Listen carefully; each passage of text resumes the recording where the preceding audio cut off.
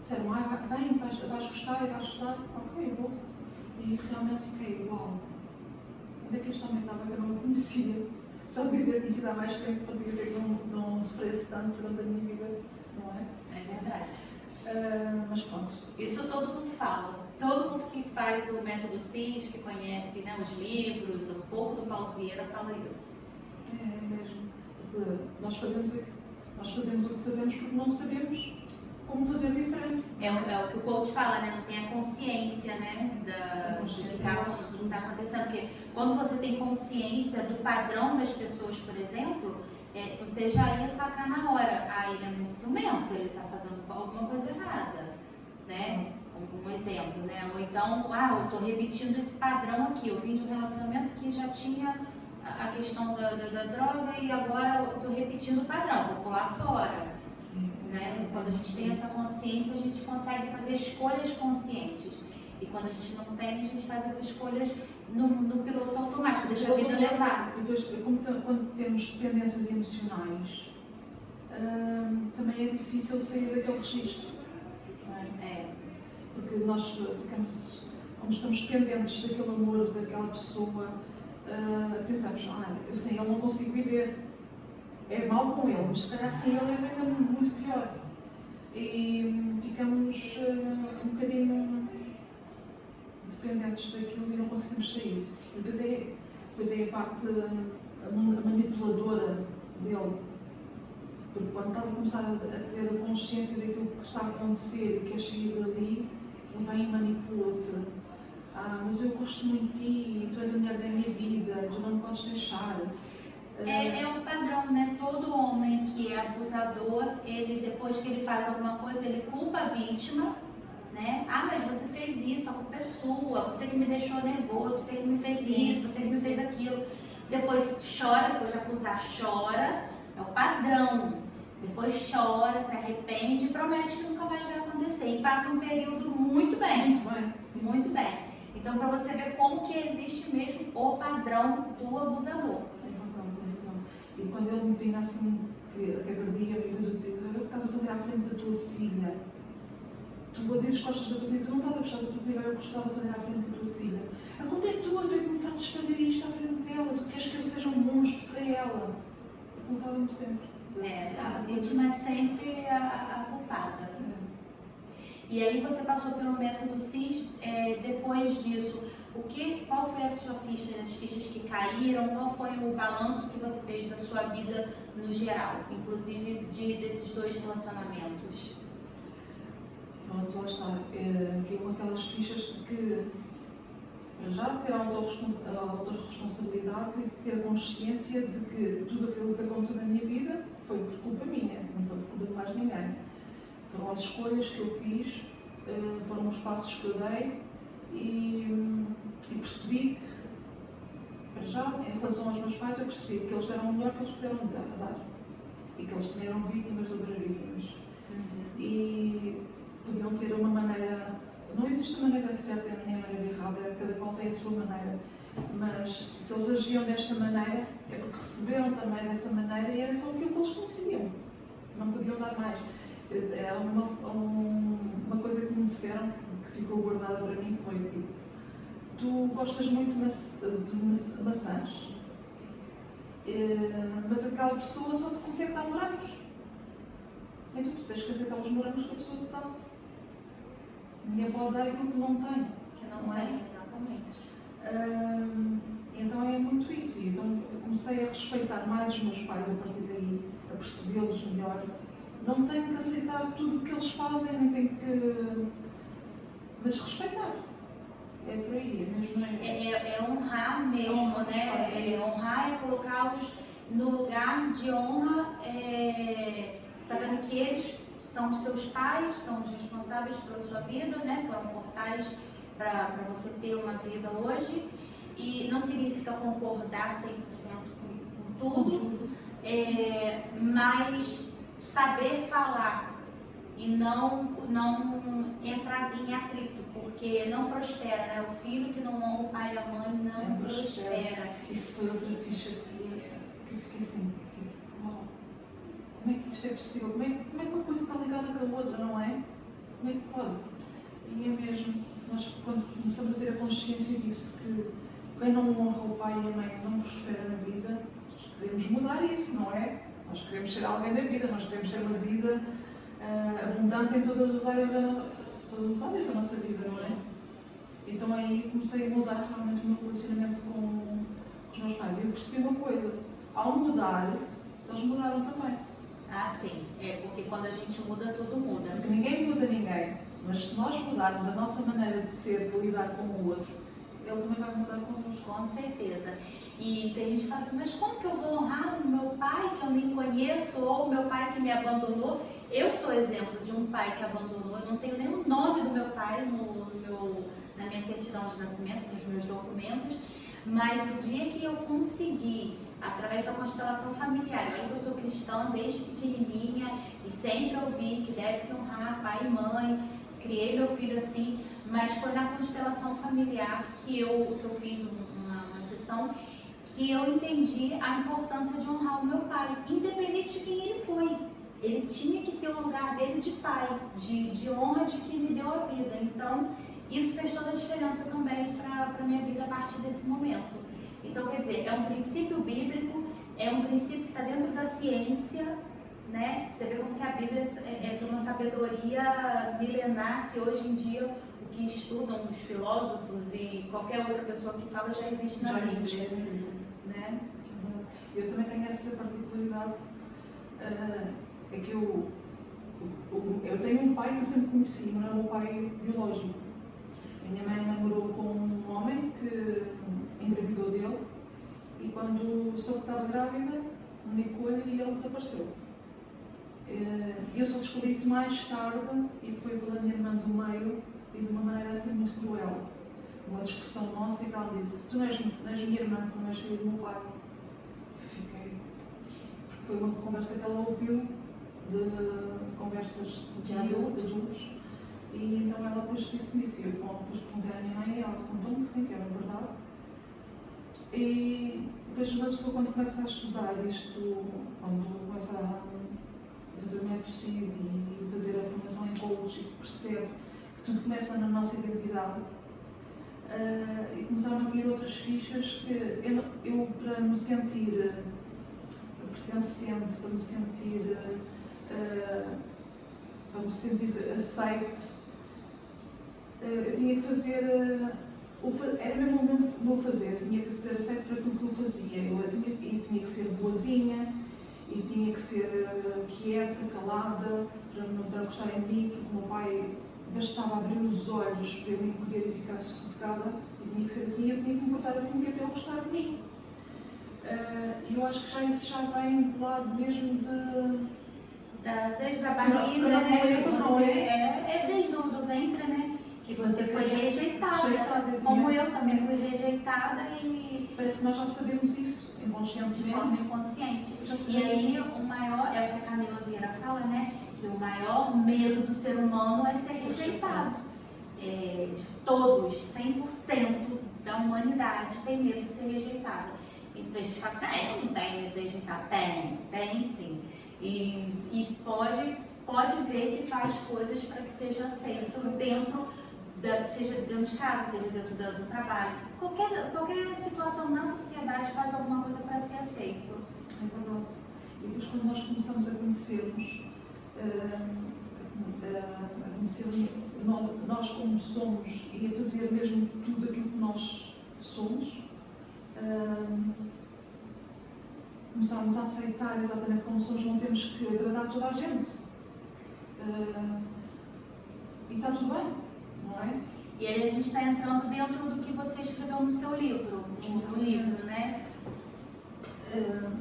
Depois fui convidada, porque eu tive esse processo de método CIS, conheci depois em Indiara, que depois foi a minha coach, que com esse processo de coaching ainda caíram mais fichas, ainda comecei a perceber outras coisas de outra maneira e a perceber para aquilo que eu nasci, porque eu fazia coisas que eu não gostava de fazer para ganhar a vida, não é? Temos que trabalhar, temos que ganhar dinheiro, temos que nos sustentar, mas nós não nos sentimos às vezes realizados a fazer o que estamos a fazer. porque também não nos conhecemos. E a partir do processo de coaching vamos nos conhecendo, há ferramentas que nós usamos para nos conhecermos, para sabermos aquilo que nós gostamos de fazer. E depois a seguir ela fez-me um convite para participar num livro e eu também participei num capítulo do livro 30 dias para mudar a sua vida, que é feito por 30 autores, tem 30 ferramentas para mudar a vida da pessoa e já tenho tido muitos feedbacks que realmente há certas chaves que começam a cair nas pessoas que Sim, eu li o seu capítulo e ela conta um pouco da história dela e, aqui ó, linda, e como ela fala sobre a identidade, foi assim que ela que se descobriu, né? O seu autoconhecimento foi através disso, né? Que quando a gente tem o reconhecimento de quem nós somos, é que a nossa vida começa a mudar, né? Olha, gente, quem quiser adquirir esse livro, eu vou deixar o Instagram da Linda aqui, vai passar todo momento aqui. É um livro super fácil de ler, porque em um mês você lê, né? Em 30 dias você lê um capítulo por dia, de noite, dá uma lida ali, ou de manhã, dá uma lida, anota ali o que as fichas caíram. Tem autores aqui maravilhosos, algumas já passaram por aqui, como a Bárbara, por exemplo. A Carmen, exatamente. Então, a Indiara vai vir também. E aí vocês, se quiserem adquirir esse livro, vai estar o Instagram da Linda. É só vocês fazerem contato com ela, porque eu acho que tem também de forma online, se a pessoa não tiver em Portugal, né? Sim. Então, lá está, no processo de coaching há ferramentas onde nós vamos buscar quem nós somos, descobrir aquilo que nós gostamos de fazer, aquilo que... Há uma ferramenta que é o perfil comportamental, onde eu descobri o meu perfil comportamental, que eu pensava que tinha um perfil afinal assim ao lado, mas é engraçado que a Indiana sempre me dizia que eu era influente. E eu não pode ser. Eu não tenho nada de influente, eu não gosto de aparecer, eu é tudo muito por trás, eu sou muito calma, muito quieta, não. Tu tens um estável adaptado. E depois eu descobri que sim, porque lá está, pela minha infância, por tudo aquilo que vivia, eu tentava sempre... Se adaptou ao estável para ninguém te enxergar. Tentava sempre sossegadinha, tinha que me importar. Porque a quietinha é a boazinha, a quietinha é a preferidazinha ali, ela é boazinha. Mas depois há coisas que eu me lembro de infância que me penso assim, eu já tinha a minha rebeldia cá dentro, só que ela só se manifestava assim nos backstage. O meu pai tinha o hábito de fechar a porta à chave nas férias, quando eu e a minha irmã estávamos em casa nas férias, para nós não irmos para a rua, para não sairmos de casa, ficámos as duas fechadas à chave. Então o que é que nós arranjávamos? Pela janela nós íamos sair pela porta da vizinha. Tínhamos uma cumplicidade com a vizinha, que era uma velhota muito querida, há muitos anos. Ela tinha pena de nós estarmos ali fechadas e deixávamos sair para nós irmos brincar um bocadinho. E nas férias aqui é um calor, nas férias de verão, que é o período maior, né? Um calor danado, vocês fechadas dentro de casa. Nós fechadas dentro de casa, da televisão, não se passava nada, não é? Só que tinha um pormenor, é que nós morávamos num terceiro andar. E a casa dos meus pais era águas furtadas, não sei se vocês sabem como é que é. A casa vem assim inclinando e há uma parte da casa que fica assim mais baixinha. E tinha uma janelinha pequenina onde saía com uma sacada com um muro deste tamanho. E nós passávamos o muro até à casa da vizinha. Com o risco de ir para aquele lado.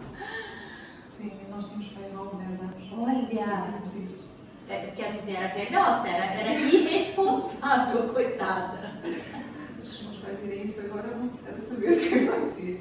Eles não sabem, nunca souberam. Nunca souberam. Então ela abriu-nos a porta, nós saímos passear um bocadinho. Quando chegava assim, meia hora antes do meu pai chegar a casa, nós voltávamos, passávamos outra vez pelo mesmo percurso e ela, meu Deus, vocês encostem-se mais à parede, encostem-se mais à parede. Nós metíamos lá dentro e pronto. Quando o meu pai chegava, não se passava nada, tínhamos ali o dia todo. Então já existia essa rebeldia dentro de mim, só que era muito camuflada com aquele poder. Adaptado mesmo ao perfil estável. Mesmo. Interessante. E você é o quê? É influente o quê? Influente, estável e conforme. Estável tá adaptado. Está adaptado. E tenho um bocadinho também de conformidade. Dá aquela coisa da Aquela pessoa de organização, gosta de... Eu, pessoalmente em casa, gosto das coisas muito organizadas. Não gosto nada de fora do sítio. Se uma pessoa deixar aqui uma coisa já então vai buscar em casa. A bagunça faz confusão na cabeça, né? Eu sou assim. Muito bom. E como foi essa experiência de escrever para você um livro? Este livro até foi um bocadinho atribulado porque eu comecei a escrever com calma. Ele saiu. É daquelas coisas que eu penso assim, é o que teve que ser. Porque o que escrevi aqui não teve nada a ver com aquilo que eu comecei. Eu comecei a escrever de uma forma calma, escrevendo aos poucos. Eu pedi a ajuda da Indiana e ela disse: conta a tua história. Vai o que tiver no teu coração, vai falando. Ok, vou falando. E tinha tudo quase acabado, perdi tudo. Faltavam 2 dias para entregar. Eu perdi tudo. E meu Deus, o que eu vou fazer agora? Eu numa noite escrevi. Muita coisa que eu escrevi agora não estava no outro e muita coisa que estava no outro que não está aqui. Por isso é que eu pensei assim, o que está aqui escrito foi o que teve que ser. Se calhar havia coisas que não tinham que passar e havia coisas que eu tinha que acrescentar. Sim. Por isso foi o que saiu. Tinha que ser dessa forma. Tinha que ser desta forma. Foi isso que eu pensei antes de ficar em pânico. Tipo, como é que eu vou fazer agora? Escrever um capítulo numa noite. Mas é aquela questão da gente entender os propósitos, né? E as coisas que fazer uma leitura do que nos acontecem. Todo mundo que passa por aqui, a gente fala sobre isso, né? Você atrasou por algum motivo. Calma, tem um propósito. Não adianta ficar chateada, com raiva, xingar e brigar com um com o outro. Não, calma, tem um propósito. Escrevi meu livro tão bonitinho, perdi tudo, agora eu estou escrevendo, não tem muita coisa a ver com o que eu escrevi. Tinha que ser dessa forma. E tá maravilhoso. Eu li o seu capítulo e a mensagem tá nítida, clara. E por acaso eu tive muitos feedbacks de pessoas a darem os parabéns pela coragem de escrever aquilo que escrevi, porque há muita gente que escreve a contar só as coisas boas. As coisas boas que lhe aconteceram na vida, tudo o que é perfeito. Mas não, eu contei aquilo que eu passei, do pior que eu passei. E houve muitas pessoas a dizerem parabéns pela coragem por teres passado isso, essa mensagem de mostrar a mulheres que passam pelo mesmo, que há a possibilidade de saírem, que Exato. toda a gente consegue sair daquele estado, daquela situação. E tudo é possível. E aí que descobre também o propósito, né? Tanto que hoje você tem, você fez o coach, né? O coach sistêmico, o coach integral sistêmico, que é também da Febracis, do Paulo Vieira. E hoje tem um grupo com mais 7 mulheres, 8 com você, né? Foi muito engraçado e muito interessante. E é igual a mim, gente, fala para mulheres. Foi muito interessante que nós formamos um grupo a seguir à formação em coach, formamos um grupo e desse grupo foi com um propósito de nos ajudarmos uns aos outros, com ferramentas, que fosse preciso no nosso trabalho, no processo de coaching, alguma dúvida que tivéssemos, tirar dúvidas umas às outras, ajudar-nos entre nós. E depois surgiu, porque não nos juntarmos todas, porque temos o mesmo propósito de levar o nosso conhecimento a outras pessoas, de mostrar que é possível ser diferente, é possível sermos melhores, porque não nos juntarmos todas nesse propósito. E foi engraçado até. O mais engraçado ainda é que o nome do grupo, que saiu da cabeça de uma de nós, e nós ficamos todas, uau, é isto mesmo. Porque tem uma palavra que nós gostávamos que fosse uma coisa que viesse mesmo de nós, que é o amor.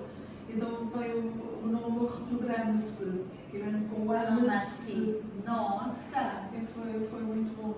E tem tudo a ver o reprograma-se. Eu que sou da PNL, né, sou apaixonada pela PNL, é justamente isso, uma reprogramação mental, né, a PNL, onde você tem ferramentas fantásticas ali. E aí é uma reprogramação para você se amar mais, ou aprender a se amar, porque muitas mulheres não se amam. Amam primeiro o marido, amam Era o que acontecia comigo, não é? Em primeiro lugar, eu amava a ele, eu não me amava. Eu Exatamente. aceitava tudo que era de ofensas, de humilhação, de maus tratos, porque eu não me amava. Depois bastava uma desculpa, uma lágrimazinha de crocodilo, a gente fala no Brasil, lágrima de crocodilo é falsidade. E aí você acreditava naquilo, porque era conveniente para ele estar com você. O homem acha que ele é o machão, que é o todo poderoso, porque ele convence a mulher a estar com ele, né? E aí você cedia, porque não tinha descoberto a sua real identidade, não se amava, não tinha se reprogramado. Amei esse grupo. E é engraçado que depois disso, nós quando começamos a olhar mais para dentro de nós e a amarmos mais, já não aceitamos. Eu hoje não aceito nem metade daquilo que eu aceitava antigamente. Nada. Tá vendo, gente? Quando você sabe quem você é, quando você reconhece o seu valor, você não aceita qualquer coisa. Não aceita mesmo. Até que depois começamos a atrair aquilo que nós sentimos, não é? Sim. E hoje em dia tenho um namorado e eu fico a pensar às vezes, meu Deus, como é que eu consegui ter uma relação onde eu era tão humilhada, tão maltratada, posta mesmo para baixo, que nunca ia ser nada sem ele, que nunca havia de ser ninguém sem ele. E olha o que eu fiz depois de o deixar. Eu fiz a minha formação em coach, eu escrevi um livro, eu vou ser palestrante neste novo projeto com estas 7 mulheres, para outras mulheres, para empoderar outras mulheres, para reprogramar outras mulheres, ajudar outras mulheres. E fico a pensar, eu não era ninguém, era como ele. Eu hoje sou, hoje sei o que é que quero, hoje sei para onde é que eu quero ir. E é outra coisa importante, saber para onde você quer ir. Porque quando a gente não sabe para onde a gente quer ir, qualquer caminho serve. Então, se você está ali sendo levada pelo vento, vambora. É uma música que tem no Brasil, deixa a vida me levar, vida leva eu. Vambora. Agora, quando você tem, né, sabe quem você é, você escolhe o seu caminho. São as escolhas conscientes que o coach fala, né? E mesmo em relação ao namorado, ele é uma pessoa que cuida de mim, sempre preocupado com a minha saúde, sempre preocupado comigo, se eu estou bem, se eu comi, se me dói alguma coisa, queres que eu faça uma massagem. Eu não estou habituada e no princípio ainda ficava assim, calma. É muito bom para ser verdade. É português? É português, é. E as minhas filhas adoram-me também. A mais velha, quando me conheceu, adorou. Percebeu mesmo que ela gostava de mim em sério. Já é um sinal, né? Quando os pais ou as filhas, né? Quando qualquer coisa que não gostam. É que aí tem que ficar um pouquinho atenta, mas quando gostam é já um sinal de que realmente você não está totalmente ali, não estou iludida, pelo menos elas gostam, então deve ser uma pessoa boa e vale a pena, uma pessoa que vale a pena tentar. E que olhamos os dois na mesma direção. Fazemos as coisas em conjunto, que é uma coisa que eu não estava habituada. Estava habituada, o meu dinheiro é o meu dinheiro, o teu dinheiro é o teu dinheiro, isto eu compro eu, aquilo compro. Isso não é. Uma família não se torna assim. Não. Estava completamente disfuncional. Disfuncional, exatamente. E agora, apesar de ser só o meu namorado, nós vivemos em casas separadas, ele é só o meu namorado, mas fazemos vida em conjunto. Ah, que legal. Os teus problemas são os meus problemas. Se vamos fazer isto, vamos fazer em conjunto. Não há nada do que é teu, o que é meu. Já fazemos nesse sentido. Muito bom. E foi isso que eu vi com o Paulo Vieira, que é essa é a maneira certa de nos relacionarmos. Foi essas fichas também que me caíram no método SIS. Essa é a maneira certa. Só há uma carteira, só há um propósito, só há uma direção e somos duas pessoas com o mesmo, unidas com o mesmo. Olha, eu vou fazer 23 anos de casada e os primeiros anos da minha vida foi uma briga, porque eu não aceitava isso. Eu achava que meu marido queria me mandar, me comandar. E até eu entender, até que ele ganhava mais do que eu, e que eu não sabia administrar meu dinheiro, foi muito difícil.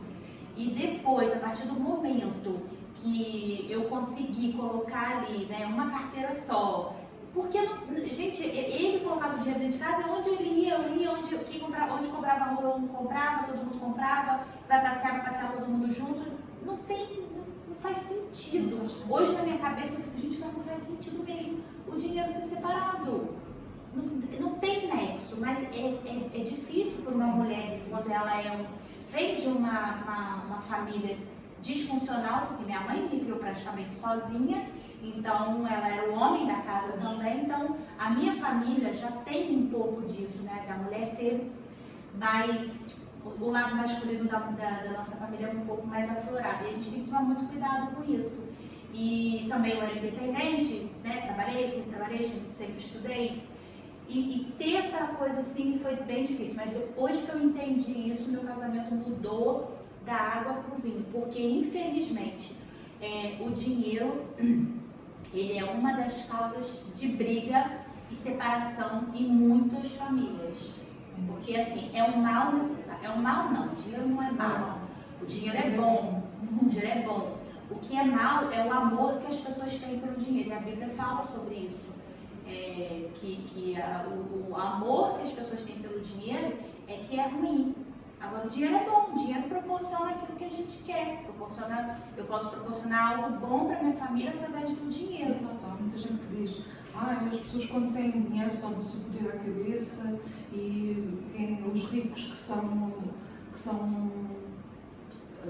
vou dizer, que não são sérios, que não são pessoas de bem. Não. Isso é uma crença limitante, né? Que desde antigamente eu acho que tem a ver com o caráter, porque há pobres é a questão que não têm... é a questão da bebida, é a questão das drogas que eu falei. O dinheiro, ele não vai mudar o caráter da pessoa, ele vai potencializar aquilo que a pessoa é. Se a pessoa é uma pessoa boa, caridosa, na pobreza, quando ela tem dinheiro, ela vai ser aquela pessoa que vai doar, que vai ter ação social, que vai ajudar todo mundo. Agora, se a pessoa já pobre, é aquela pessoa egoísta, eu vou dar um copo de água para a Lina, mas isso vai faltar para mim. Daqui a pouco eu vou estar com sede e não vai ter, porque eu já não tenho para mim. Vive na escassez. E quando fica rico, o que acontece? Não abençoa ninguém. E o que o Paulo Vieira fala? Você tem que receber e contribuir. Crescer e contribuir. Crescer e contribuir. Exatamente. E é só assim que faz sentido. Só assim faz sentido e só assim a pessoa também prospera. Porque a pessoa que vive na escassez, ela não consegue prosperar. Ela até pode prosperar, né? Pode até ganhar um dinheiro, mas ela não prospera, ela não mantém. E aí chega num estágio que tem muita gente que desanda. Há muitas pessoas, por exemplo, que ganham euro-milhões, que ganham dinheiro de qualquer coisa e passado pouco tempo já estão outra vez na miséria. Por que será? Não é? Porque não sabe administrar? Não, porque não tem o dom da prosperidade, porque a Bíblia fala do dom da prosperidade. E para você ter prosperidade, uma das coisas você tem que honrar seu pai e sua mãe também, está ligada a essa questão financeira, né? É um mandamento com promessa, é o único mandamento da Bíblia com promessa. E se você não for bom, não contribuir com o outro, não ajudar o outro, vão surgir coisas que você vai cair novamente. A sua vida de escassez, você vai cair em escassez. Porque aí tá, é a lei da atração. Por isso que eu falo que na Bíblia, a Bíblia fala de coisas que já falava de coisas que hoje estão falando, como a lei da atração. Então, se você não prospera, porque você tem essa coisa da escassez, você vai atrair para você a escassez. Vão surgir coisas para você que você vai acabar com o seu dinheiro. É isso, e a gratidão. Nós somos gratos por a gratidão. A Nath falou sobre gratidão. Ela vai escrever um livro comigo agora também. Nós vamos escrever um livro. E o capítulo dela é sobre gratidão. Gente, tá maravilhoso também. É poderoso, a gratidão. Nós somos gratos, mas é por aquilo que temos hoje para atrair mais coisas boas para a nossa vida. Eu tive uma fase muito má da minha vida que eu cheguei a passar fome. Eu tive relações com drogas, não abonava de comida nem nada na minha casa, não é? Mas eu sempre tive essa coisa da gratidão dentro de mim. Ser grata, nem que esteja a comer só um prato com batata. Eu sou grata por estar a comer aquela batata. Só tenho um pão, eu sou grata por estar a comer aquele pão. Eu podia olhar para o meu frigorífico e ver só o frigorífico vazio, mas eu agradecia por ter um frigorífico e imaginava eu já cheio de comida. E as coisas podem não acontecer logo momentaneamente, mas vão acontecer. Você acredita que vai acontecer? Hoje estou a sentir aquilo que eu sempre fui grata, estou a viver aquilo que você sabia que ia acontecer. E se eu passei por aquilo que eu passei, é porque já havia um propósito nisso. essa minha história Sim. ia fazer sentido mais tarde. Exatamente. E ser grata, foi o que a gente estava falando aqui com a Nath. A gratidão, ela não é um sentimento. Você me deu um copo d'água, eu vou te obrigada. Isso é educação. Isso é educação. Gratidão é um estilo de vida. É de dentro para fora. É uma coisa que você olha, tá vazio, mas eu tô grata porque eu tenho um frigorífico que vai entrar comida aqui. Olha, eu não tenho hoje para comer uma carne, mas eu tenho uma batata, eu não tô passando fome, ele tá vazio. Então, isso que é. Que nós temos. Exatamente. É olhar o. Ai, que legal, linda. Eu acho assim que o que vocês vão passar nesse evento de vocês, já tem data o evento? Estamos a ver o local, estamos a negociar os dias, porque está a ser complicado ter vagas aos sábados. Está já muito preenchido, está a muita concorrência. Sim, a gente estava falando sobre isso, né? Eu esqueci de ir no evento de uma amiga, porque a gente costuma uma apoiar. Exatamente, costuma apoiar a outra, mas acaba que a gente não consegue estar em todos os lugares ao mesmo tempo. Então estamos a negociar isso do local e o dia que estão disponível, mas vai ser para os finais de outubro. De outubro. Sim. Me fala para eu divulgar quanto no podcast. Já estamos a fazer lives. No dia 30 sou eu e outra colega e vamos fazendo assim as lives para apresentar e para divulgar o nosso projeto. Legal.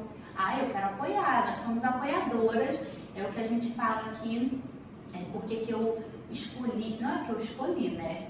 O nosso propósito não é a gente que escolhe, o nosso propósito vem até a gente quando a gente descobre a nossa identidade. Eu pensava, quando eu ouvia falar isto do nosso propósito, como é que vamos descobrir o nosso propósito, e quando eu pensei, não. Eu pensava, gente, eu acho que não tem propósito não. Eu pensei, não tem propósito. Não, ele nos escolhe a nós. Ele vai ter connosco. Há um dia que faz assim um clique. É isto. E o nosso propósito está muito ligado ao que a gente passa, né? Aquelas situações que a gente fala, meu Deus, por que eu estou passando por isso? Porque é o seu propósito. Eu tenho uma amiga, esqueci o nome dela. Ela é do nosso meio também. Tô doida para gravar um podcast com ela também, mas ela mora no Porto, como é indiana, né? Mora no Porto.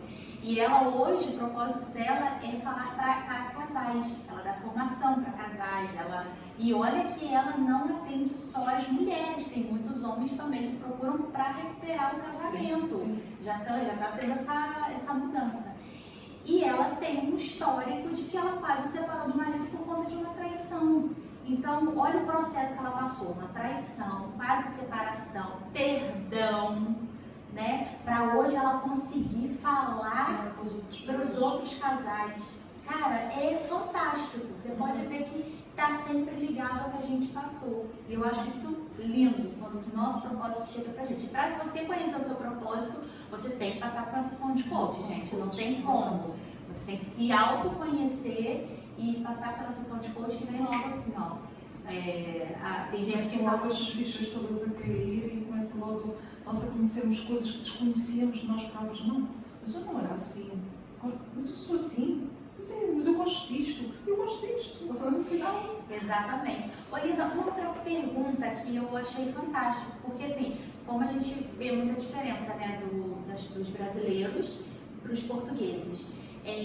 Nós brasileiros tem, acho que uma maioria para esse lado mais cristão. Já os portugueses, quem está passando pelo processo agora com Paulo Vieira, né, quem passou, está começando a descobrir esse lado, como a Carmen, ela é apaixonada por Jesus e ela contou o processo.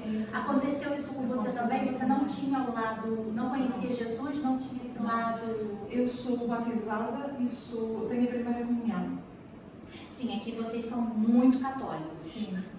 No Brasil também, a gente está bem mesclado, né?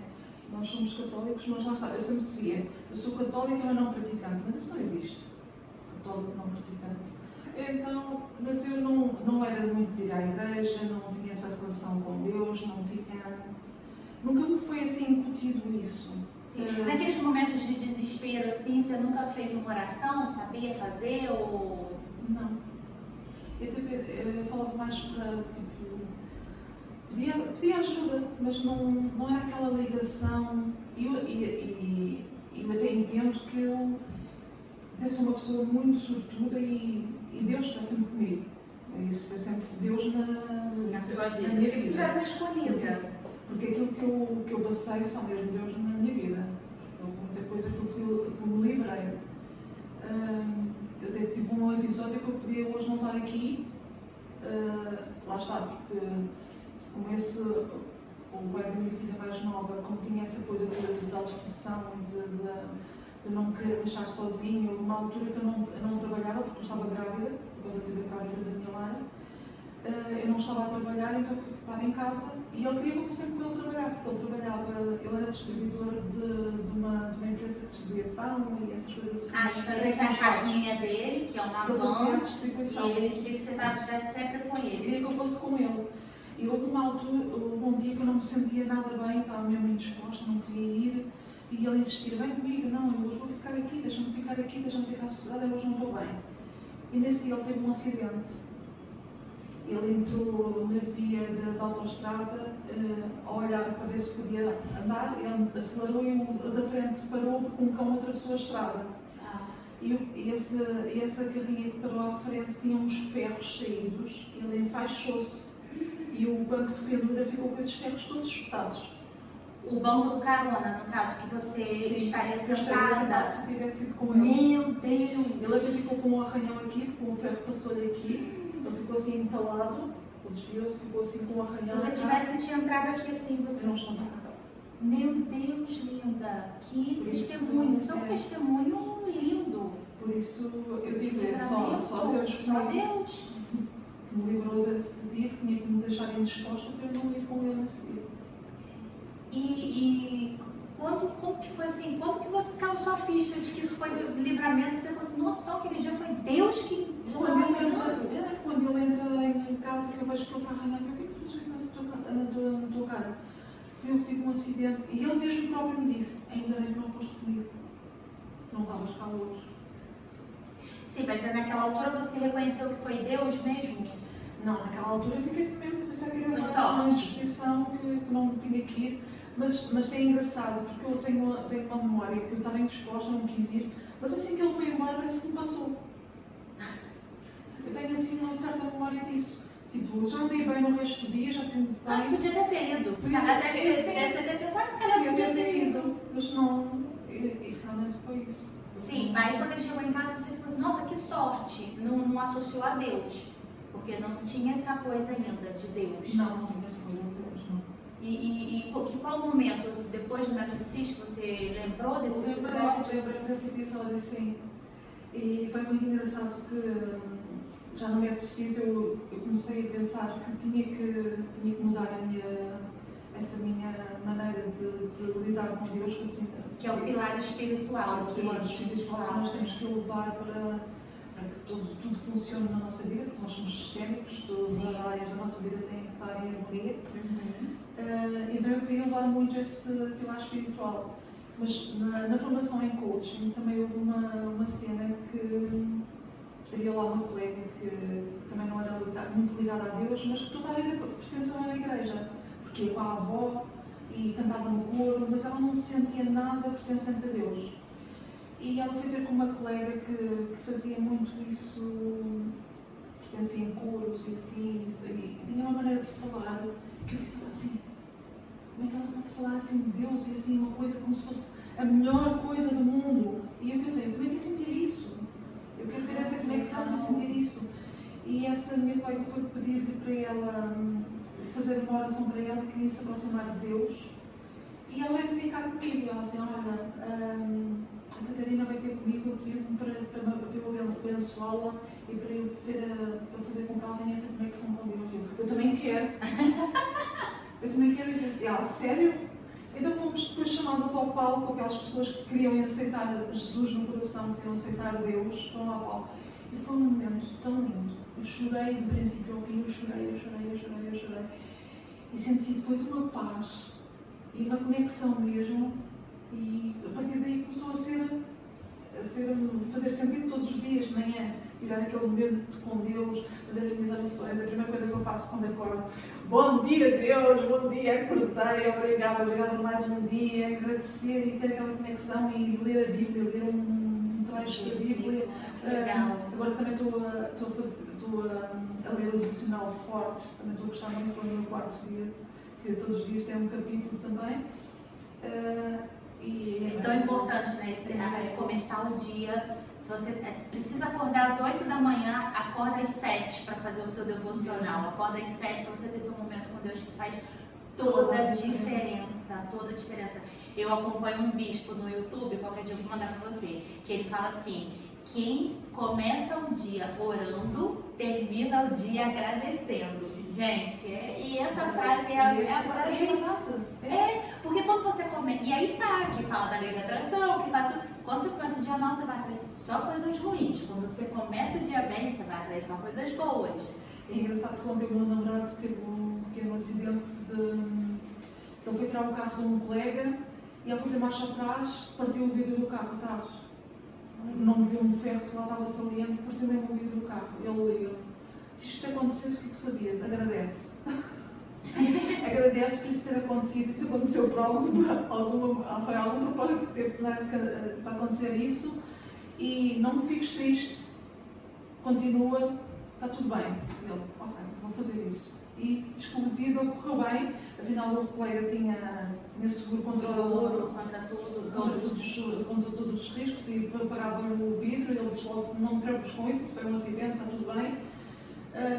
E o dia correu bem, porque ele ficou com aquele pensamento positivo e ele assim: olha, afinal correu tudo bem. Claro que quando correu tudo bem, nós temos que ser positivos, não temos que entregar-nos, aconteceu uma coisa mal, vamos ficar: me aconteceu isto mal, e porquê que me aconteceu isto mal, e não tenho sorte nenhuma, e isto tudo acontece.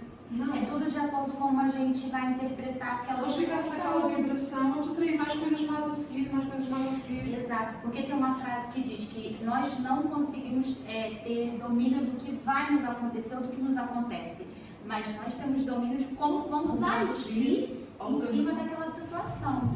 E aí tá, se ele não agisse bem, ficasse estressado e reclamando, aí o cara não ia ter seguro total. Ele ia ter que pagar, ele ia ficar estressado porque tinha que pagar o vidro. Então, assim, claro, isso é Deus mostrando para ele que cuida de todas as coisas, né? Porque às vezes não crê em Deus como a gente crê, que Deus está em todos os lugares, de todas as formas, e caramba, realmente ele está aqui e está cuidando disso daqui. Está cuidando dessa situação também. Ele está em todos os lugares. Ele está cuidando de tudo. Nós não sabemos. Ele livra-nos de tanta coisa todos os dias. É verdade. Nós pensamos assim: hoje o dia correu-me bem, porque sim. Não.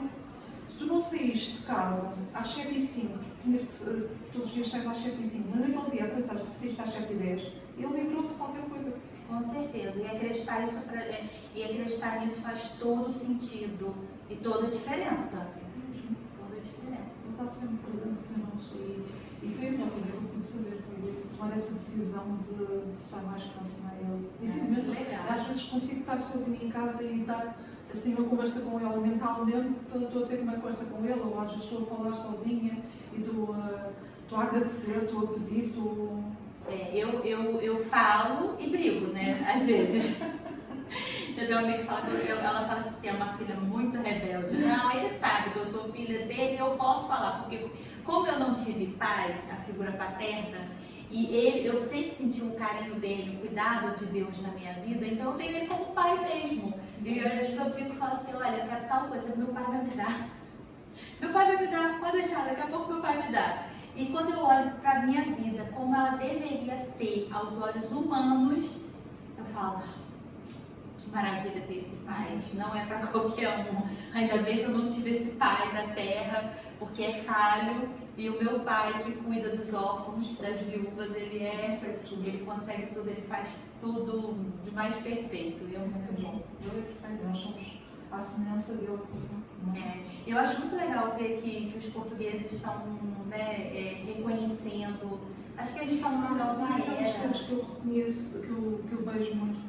Os portugueses não têm essa coisa de falar, mesmo nos stories, de falar que faz uma oração, ou que agradece a Deus, ou que faz um devocional, que lê a Bíblia. Não vejo os portugueses a fazerem isso.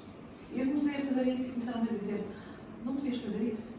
A sério? Não devias fazer isso. Os portugueses não falam de Deus, não falam dessas coisas. E porquê? eu que estou certa, vocês deviam fazer isso. Vocês deviam criticar, vocês deviam falar mais com Deus, vocês deviam entregar-se mais a Deus, conhecer melhor. Porque é Ele é o dono disto tudo, Ele é que manda, Ele é que... É por ele Já tem algumas portuguesas na igreja que eu vou, né? E tem uma que chegou lá pro pastor orar porque ela foi no hospital de Vila Franca e veio com diagnóstico de cancro. E aí o pastor começou a orar e tal, né? Fizeram campanha, ainda não estava lá, fizeram a campanha e tal. E quando ela voltou para repetir os exames, ela não tinha mais o cancro. E o médico ficou, mas não pode, o que aconteceu aqui? Não é possível. Esse exame está errado. E ela falou assim, não está errado. Foi Deus que me curou. Eu também conheço outro testemunho disso, que não sei se conhece, mas ela também costuma ser monitora tanto no método CIS como nas formações em coaches. Ela fez o método CIS comigo, na altura não a reconheci porque ela estava sem cabelo. Ela fez um coach comigo. Esqueci o nome dela, tem ela no meu Instagram. Eu tenho que falar com ela para ela vir aqui. Essa mulher é incrível. Sim. Que poder dessa mulher. Que ela acreditava mesmo que ia ser curada e foi curada. Foi curada. Ela fez o método CIS inteirinho. Eu lembro-me de ver ela com o lenço na cabeça. Sim. É uma baixinha, sim. Um pouquinho. Não sei se ela estava inchada na altura, por conta do tratamento. Mas eu cabelo lindo. E eu ficava a olhar, meu Deus, eu não a conhecia na altura. Ela é da minha turma. Eu fiquei a pensar, meu Deus, ela veio aqui buscar as forças dela e fazer o método CIS para procurar a cura dela. E depois fiz a formação em coach e ela era monitora lá. Foi quando eu conheci, ela fez o método CIS comigo. E ela contava a história dela e eu fiquei, uau. Meu Deus. Foi bom você falar nela, porque esses dias apareceu um vídeo dela, um reels dela, eu vi que ela tá ótima, tá bonita, tá linda, ela até a cor da pele dela parece que mudou. E eu falei, nossa, eu tenho que falar com ela, gente, pra ir no... Eu tenho uma foto até com ela, eu tenho que falar com ela pra ir no podcast, porque é uma história que vai impactar. Com certeza. Esqueci agora o nome dela. Eu também não lembro. Linda, que papo gostoso. Se deixar com o meu papo de comadre, que eu vou dizer, não é nada ensaiado, não é nada combinado, assim que eu gosto, fica tão gostoso. E essa é outra coisa que eu também estou a descobrir em mim. Porque lá está, quando nós não nos conhecemos, eu dizia que era tímida, que eu não era muito de falar, sou mais de ouvir do que de falar. Mas isto era coisas tudo de crianças e era tudo que estava no meu subconsciente, que eu tinha que ser assim, bloqueada. Porque sempre me disseram, não podes fazer isto, não podes dizer isto. Quando formos a casa de alguém, estás calada, estás sossegada. Na relação abusiva que eu tive, eu não podia abrir a minha boca, eu não podia dizer aquilo que sentia, porque fui sempre oprimida. Então, isto sempre oprimia a mim também. Eu era tímida, eu era quieta, eu era... Sou assim, não sou assim. Não é, exatamente. O olho clínico da Indiara foi certeiro, né? Ela assim que bateu o olhar e disse, não, tu és influente. Como assim, influente? Não, tu és influente. E eu agora estou a descobrir que eu gosto de fazer vídeos, eu gosto de falar para as pessoas, eu gosto de me comunicar. Exatamente. É incrível. E comunicar, a gente atinge tantas pessoas, alcança tantas mulheres que precisam. Nossa, eu tenho que me policiar mais. Deixa eu ver ela passar, porque eu tô com preguiça de me arrumar com esse calor. Às vezes eu quero me arrumar para fazer um vídeo e tal. Ai, meu Deus, tá muito quente. Gente, agosto em Lisboa é muito quente. A gente tá aqui com ar-condicionado e até tá com calor. Mas é muito gostoso, assim, as meninas que passam por aqui, o nosso podcast fica às vezes bem longo, porque a gente quer falar, a gente tem sempre uma coisa para falar. Linda, eu vou fazer uma brincadeira com você, que eu vou te fazer uma pergunta e você vai me responder com uma palavra que vier na sua cabeça, tá bom? Chama bate-bola rápido. Qual é a melhor palavra que te define? Simpatia. Sabe qual palavra que eu pensei pra você? Superação. Mas sim, simpatia também. O que você não suporta? Mentira. O que você adora? O que eu adoro? Agradar os meus filhos. É uma mulher que te inspira. Indiara. Indiara.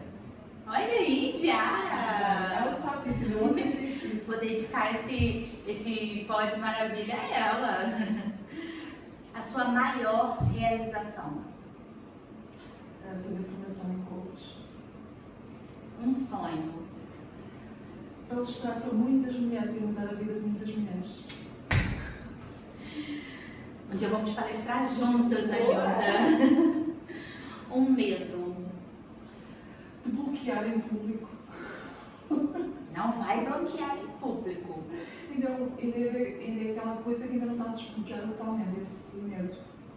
É ficar a pensar, isso eu entro num palco e perdi o pio, não digo nada, fico a olhar. Não, tenho certeza que não. É porque ainda é aquela coisa, né, aquele resquício ainda da sua infância, mas tenho certeza que não vai acontecer. E como você está descobrindo agora, que você fala, conversa, grava vídeo, você vai descobrir que palestrante que você vai ser. Com certeza. A sua maior alegria? A minha maior alegria é ter-me descoberto o meu verdadeiro mundo. Deus para você? Deus para mim é tudo, é o princípio de tudo. Agora, olhando para aquela câmera lá, você vai deixar um recado para essa mulherada que está nos assistindo. Eu quero vos dizer a todas as mulheres que, por mais que vocês estejam a passar por um período difícil da vossa vida, algum conflito, alguma fase que estão a pensar que é o fim, que não vão aguentar, tudo passa. Nós somos capazes de tudo, as mulheres são capazes de tudo aquilo que elas quiserem.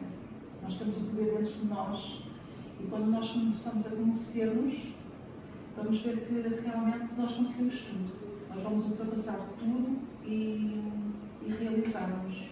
Nós não precisamos de mais ninguém, nós somos seres únicos e capazes de tudo. Temos é que nos conhecer. E quando nos conhecemos, quando começarmos a ter consciência daquilo que nos está a fazer mal, sabermos para onde é que queremos ir, Deus vai nos dar forças e vai nos encaminhar para o nosso propósito e vai nos encaminhar para aquilo que nós verdadeiramente queremos fazer à Terra. Por isso, todos nós conseguimos sair de situações difíceis e com a ajuda, às vezes não sozinhos, mas procurem ajuda. Procurem uma amiga para desabafar, procurem uns vídeos para incentivar-vos. E depois, quem conseguir fazer uma sessão de coaching é o ideal, mas procurem ajuda, não fiquem sozinhos, não nos deixem abater, não nos deixem ir para baixo. Procurem ajuda, porque nós, quando estamos sozinhos e pensamos que é o fim do mundo, nós vamos pôr num buraco que não vamos conseguir sair. Mas há sempre alguém que está ali para nos dar a mão. Temos é que abrir a boca e falar. Porque ninguém entra na nossa cabeça, ninguém entra na nossa casa, ninguém sabe o que é que se está a passar lá dentro. Mas nós temos que falar, temos que pedir ajuda. E isso era uma coisa que me bloqueava muito, eu nunca pedia ajuda para nada. Eu vivia tudo sozinha. E a partir do momento que eu abri a minha boca e comecei a pedir ajuda, eu fiquei rodeada de mulheres incríveis que estão sempre prontas a dar a mão. Por isso, acredito, conseguem. Muito bem. É isso mesmo. Isso que a Linda falou, gente. Fala. Tem sempre alguém que está pronto ali. Tem muitos para julgar em você, mas muitas mãos estendidas. Procura um profissional, procura a Linda, as meninas que passaram por aqui. Fala no Instagram, tenho certeza que a Linda vai dar atenção. Vai, se quiser marcar uma sessão de coaching, até experimental, né, Linda? Uma experimental para vocês conhecerem, ver se vale a pena para vocês. Sabe, assim, somos todos seres humanos diferentes e há conexões. Podem não conectar comigo, conectar com a Janaína, conectar com uma Indiara, conectar com uma Carmen. Há sempre aquela pessoa que nós nos conectamos, mas peçam ajuda e vai tudo correr bem. Com certeza. E eu comecei meu processo no YouTube mesmo, procurando vídeos de autoajuda. E aí fui caminhando até o dia que eu falei, não, preciso fazer uma formação agora. Porque acaba que fica pouco, né? Porque é raso. É raso. Apanhamos uma coisinha aqui, uma coisinha ali, mas é informação rasa. Exato. Nós temos que nos aprofundar mesmo na questão, ir lá, vai doer, e quando dói vai fazer sentido e depois vamos querer mudar. Exatamente. Procurem o método CIS, tem no Brasil, tem em Portugal, né? Em Portugal tem já em Lisboa, Porto, Leiria, teve Leiria. É só acompanhar aí, gente, que olha, faz todo sentido, toda a diferença. Linda, eu quero te agradecer do fundo do meu coração. Olha, eu acho que assim, a sua história com certeza vai alcançar muitos corações aqui. Não desista do seu propósito. Ainda bem que você está com um grupo aí de mulheres fortes, né? Foi uma coisa que foi de Deus. De Deus mesmo. Deus. E esse evento vai ser maravilhoso. Não esquece de me chamar, o podcast vai estar lá para apoiar vocês. Eu também vou estar lá para apoiar vocês. E olha, gente, quero agradecer a vocês também que estão aí nos assistindo por estar aqui conosco com mais um episódio do Pod Maravilha, nossa segunda temporada. Não seria possível se não fossem as minhas convidadas, se não fossem vocês que estão aí nos assistindo. Não esqueçam de se inscrever no canal, curtir, comentar e compartilhem, porque eu tenho certeza que tem muitas mulheres que vivem dentro de um relacionamento como a Linda viveu e não sabem que estão vivendo num relacionamento abusivo ou até sabem, mas não têm forças para sair. Então, compartilhe esse vídeo e até o nosso próximo Pod Maravilha.